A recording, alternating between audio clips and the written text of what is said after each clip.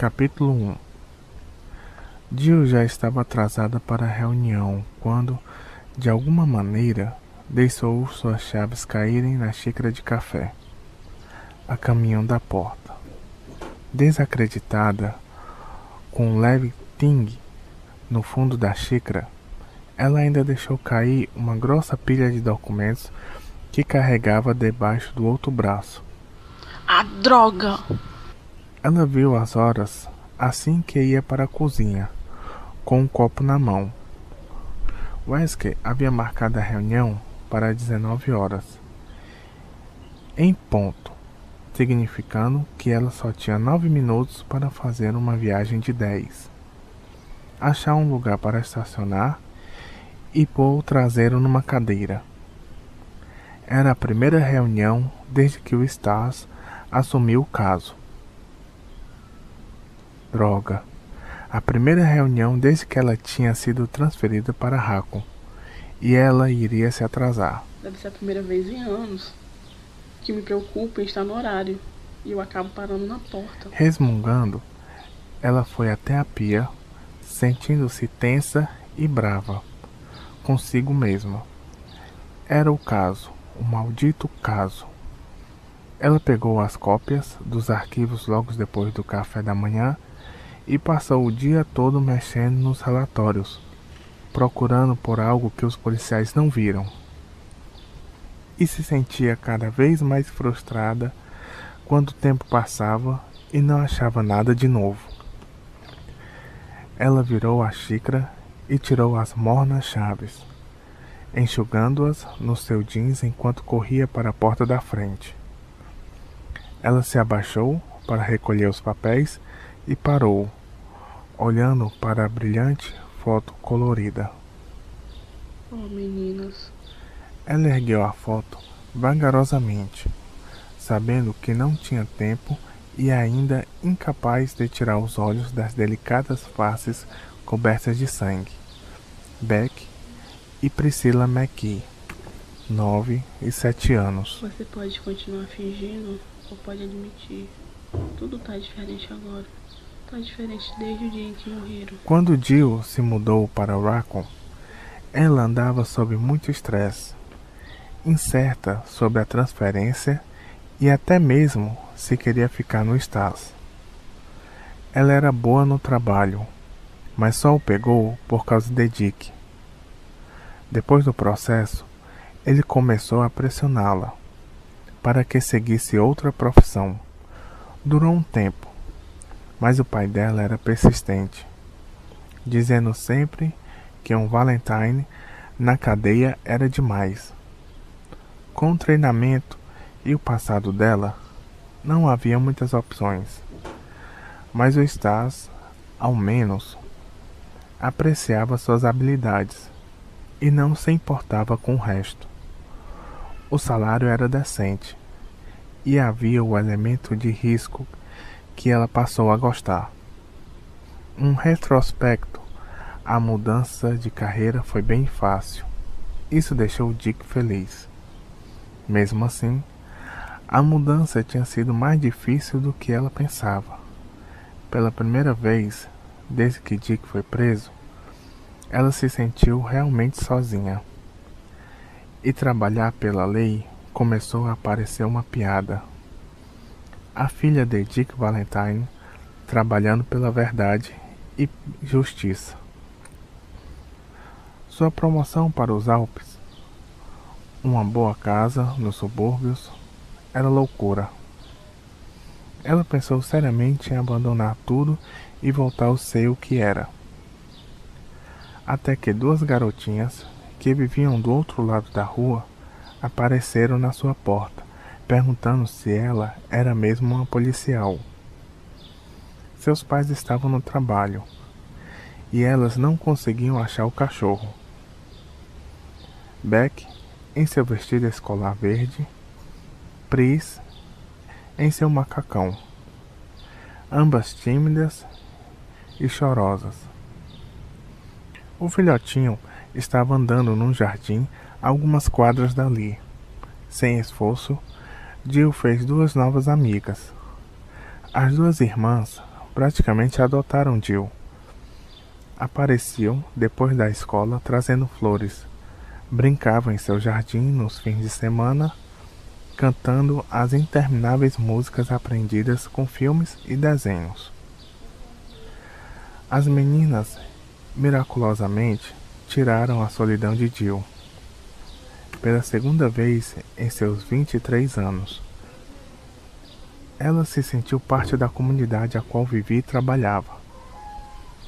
6 semanas atrás, Beck e Pris se afastaram de um piquenique em família no Victory Park e se tornaram as duas primeiras vítimas dos psicopatas que, desde então, vinham aterrorizando a cidade.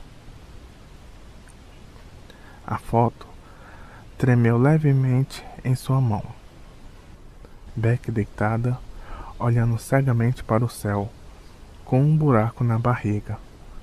Pris estava estendida próxima a ela, braços esticados, pedaços de carnes arrancados selvagemente de seus membros. Ambas foram estripadas, morrendo de forte trauma antes de sangrarem. Se elas tivessem gritado, ninguém ouviria nada. Chega. Elas se foram. E você pode finalmente fazer algo. Jill colocou a papelada de volta na pasta e saiu logo depois, respirando profundamente. A noite estava começando. O cheiro da grama estava forte no quente ar do verão. Em algum lugar, rua abaixo, um cachorro latia entre as crianças.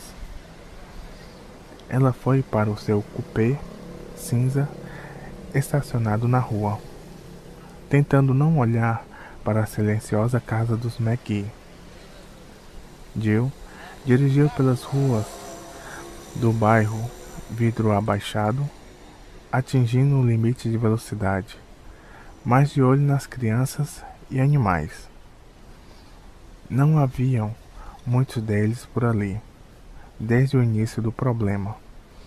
Mais e mais pessoas começaram a manter as crianças dentro de casa, mesmo durante o dia. Seu coupé tremia enquanto subia a rampa de acesso para a autoestrada 202.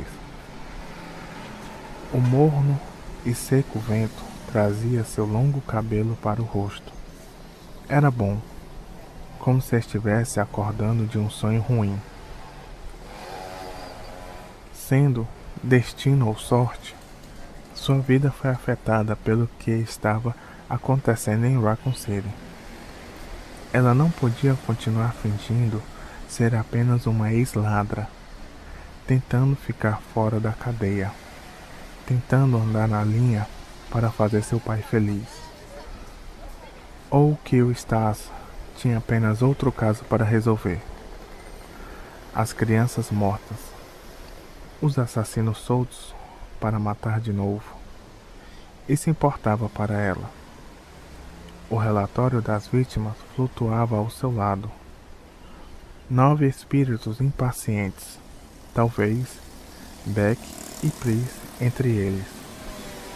Ela descansou seu braço direito sobre os papéis, parando os gentis movimentos, e jurou que acharia o responsável.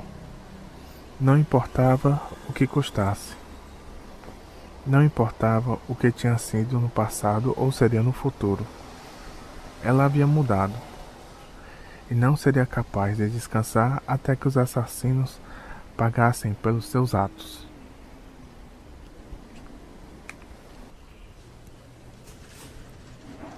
E aí, Chris? Chris se virou da máquina de soda e viu Forrest Speyer descendo o corredor em sua direção, com um grande sorriso.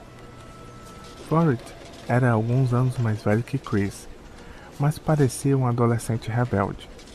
Cabelo comprido, jeans apertado e uma caveira fumando cigarro tatuada no braço esquerdo. Ele também era um excelente mecânico e um dos melhores atiradores que Chris já viu em ação. E aí, Forrest? Como vai? Chris tirou uma lata de soda da máquina e olhou no relógio. Ele ainda tinha alguns minutos antes da reunião. Chris sorriu para Forrest, que parou em sua frente com os olhos azuis brilhando. Forrest estava carregando um monte de equipamento, colete, cinto de utilidades e uma mochila. Wesker deu o vai em frente a Marine para começar a busca. O Bravo Team vai entrar em ação. Ele jogou suas coisas nas cadeiras dos visitantes, ainda sorrindo. Quando? Chris perguntou. Forrest colocava o colete à prova de balas enquanto falava. Agora, depois que eu equipar o helicóptero, enquanto vocês, alfas, ficam sentados fazendo anotações, nós estamos indo chutar o traseiro de alguns canibais. Mas fique de olho no seu, tá bom? Eu ainda acho que há mais acontecendo do que alguns idiotas vagando pela floresta. Você sabe disso. Forrest jogou o cabelo para trás e pegou o cinto, já concentrado na missão. Chris pensou em dizer mais, mas hesitou. Forrest era um profissional. Não precisava ser dito para tomar cuidado. Você tem certeza, Chris? Você acha que o Billy era cuidadoso bastante? Suspirando, Chris deu um toque no ombro de Forrest, saiu pela porta e desceu o corredor. Ele estava surpreso que Wesker tenha mandado os times separadamente, mesmo sendo normal para um time menos qualificado fazer o reconhecimento. Essa não é exatamente uma operação normal. O número de mortes a qual estão lidando era suficiente para um combate mais agressivo. O fato de haver sinais de organização nos assassinatos deveria ter-os trazido para o nível A1. Mas o Wesker ainda estava tratando-os como uma espécie de treino. Ninguém mais vê isso. Eles não conheciam Billy. Chris pensou de novo sobre a noturna ligação que recebeu de um amigo de infância semana passada. Ele não teve notícias de Billy por um bom tempo, mas sabia que tinha conseguido uma posição de pesquisa com a Umbrella, a companhia farmacêutica que era a única contribuidora para a prosperidade econômica de Raccoon City. Billy não era do tipo de pessoa que se jogava nas sombras, mas sua aterrorizada voz acordou Chris, enchendo-o de preocupação. Billy disse que sua vida estava em perigo, que todos eles estavam em perigo. Ele implorou para se encontrar com Chris num restaurante, e nunca apareceu. Desde então, ninguém mais ouviu falar nele.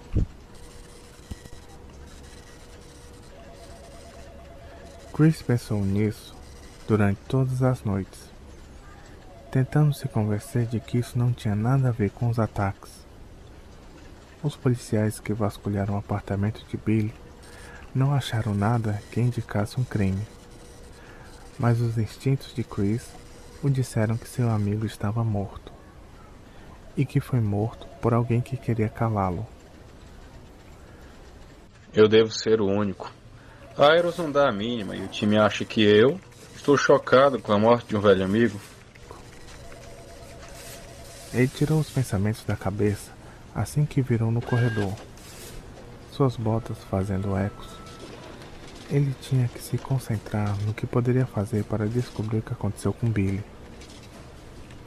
Mas ele tentou não pensar em nada, enquanto se aproximava do escritório do Stas, querendo estar de cabeça fria para a reunião. As fluorescentes chegavam a incomodar sobre a luz do entardecer que preenchia o corredor. O departamento policial era um clássico pedaço de arquitetura, telhado entalhado, muitos detalhes em madeira, e tinha muitas janelas projetadas para deixar o sol entrar. Quando Chris era criança, o prédio foi a prefeitura de Raccoon City. Com o aumento populacional há uma década, o lugar se transformou numa biblioteca. E 4 anos atrás, virou uma delegacia. Parecia que tinha sempre algum tipo de construção acontecendo. A porta do escritório abriu. O som de irritadas vozes masculinas encheram o corredor. Chris hesitou por um instante, ouvindo a do chefe Irons entre elas. Me chame de Brian. Irons era um centralizado político, disfarçado de policial. Não era segredo que suas mãos estavam em mais algum lugar na cidade. Chris escutou a voz de Irons. Era difícil acreditar que um dia ele havia liderado o Stars de Raccoon, ainda mais se algum dia ele se tornasse o prefeito. Chris entrou na sala que servia de base de operações do Stars. Barry e Joseph estavam conversando na mesa do recruta Brad Vickers, o piloto do Alpha Team. Estava bebendo café e olhando para a tela do computador central.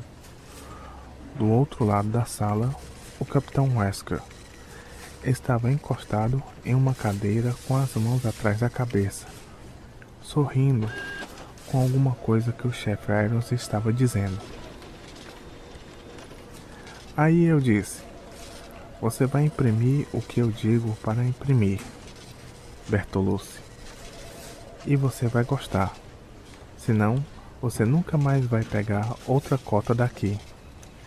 E ele disse: Chris! Wesker interrompeu o chefe, desencostando-se da cadeira. Que bom que você está aqui. Parece que podemos parar de jogar tempo fora. Irons olhou feio em direção, mas Chris manteve sua face inexpressiva. Wesker não se importava muito com Irons, e vice-versa, e não se incomodava em tentar ser educado com ele. Chris caminhou na sala e parou na mesa que dividia com Ken Sullivan, um dos bravos, sendo que os times costumavam trabalhar em turnos diferentes. A sala não precisava ser muito grande. Ele colocou a lata fechada de soda na desgastada área de trabalho da mesa e olhou para o Wesker. Você está enviando o Bravo? Tranquilamente, o capitão olhou de volta com os braços cruzados. Procedimento padrão, Chris. Chris se sentou. Sim, mas segundo o que conversamos semana passada, eu acho... Irons interrompeu. Eu dei a ordem. Redfield, eu sei que você pensa que está havendo alguma coisa estranha aqui, mas eu não vejo motivo para desviar da política. Chris forçou um sorriso, sabendo que isso irritaria Irons. Claro, senhor. Não precisa se explicar em meu benefício. Irons olhou para ele por um momento e voltou para o Wesker. Eu vou esperar um relatório. Quando o Bravo retornar. Agora, se me der licença, capitão. Chefe. Wesker acenou com a cabeça. Irons se virou e andou para a porta. Menos de 1 minuto se passou e Barry começou. Será que ele levou a sério? Nós podemos fazer uma vaquinha no Natal e comprar um laxante para ele. Joseph e Brad riram, mas Chris não conseguiu. Irons era uma piada, mas seu modo errado de agir nesta investigação não era tão engraçado. O Stars deveria ter entrado no começo, ao invés de só dar cobertura ao RPD.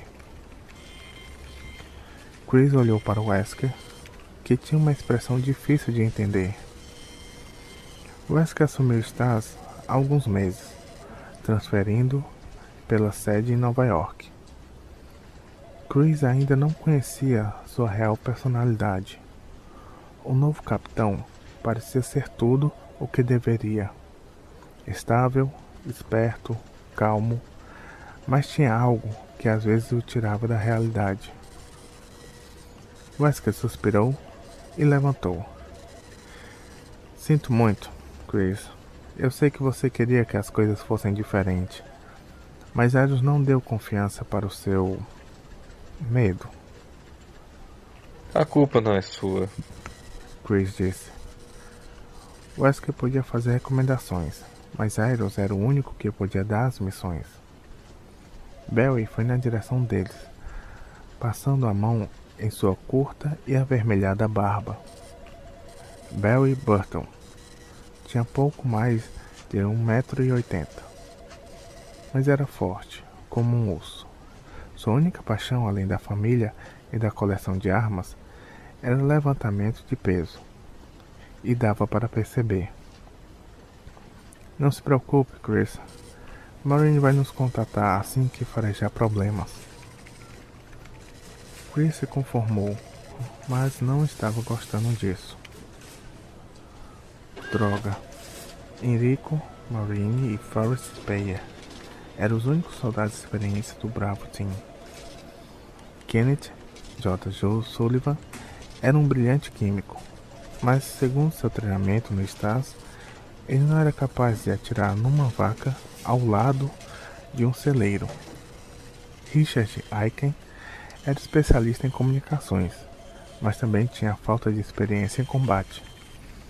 Rebecca Chambers, que tinha estado no Stars por 3 semanas, deveria ser uma talentosa médica. Chris a encontrou algumas vezes. Ela parecia boa bastante, mas era apenas uma garota. Não é o suficiente. Mesmo com todos nós, pode não ser o suficiente. Ele abriu a soda, mas não a bebeu. Ao invés, pensou no que o Stas viria pela frente. E pensou também nas desesperadas palavras de Billy. Eles vão me matar, Chris. Eles vão matar todos que sabem. Me encontre no Ames agora. Eu vou te contar tudo. Exausto, Chris olhou para o nada. Sozinho com o conhecimento de que os assassinos selvagens eram apenas a ponta do iceberg.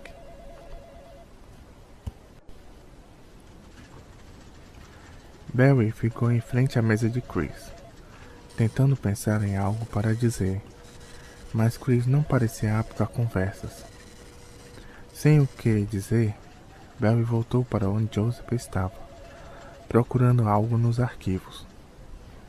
Chris era um bom homem, mas às vezes levava as coisas muito a sério. Estava muito quente. O suor escorria pelas suas costas. Como sempre, o ar-condicionado estava quebrado. E mesmo com a porta aberta, o pequeno escritório estava desconfortavelmente quente. Tendo sorte? Perguntou Bella. Joseph ergueu a cabeça com um lamentável sorriso em seu rosto. Você tá brincando? Parece que alguém escondeu a maldita coisa de propósito. Talvez Jill tenha achado. Ela ainda estava aqui ontem à noite quando eu fui embora, revendo os testemunhos pela 100ª vez. Disse Barry. O que vocês estão procurando, afinal?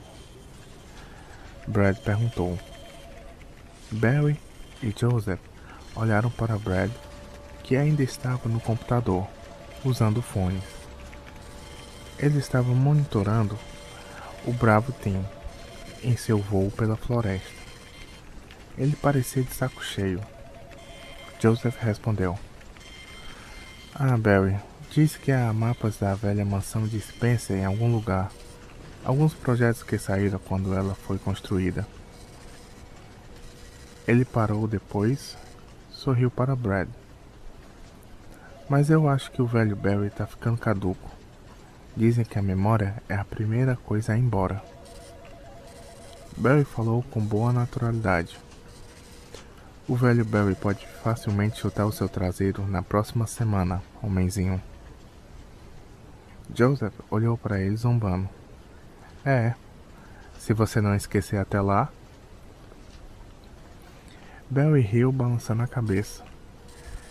Ele só tinha 38 anos, mas já estava com Stars há 15, tornando-se o membro mais velho. Ele aguentava numerosas piadas de idade, a maioria delas vinda de Joseph.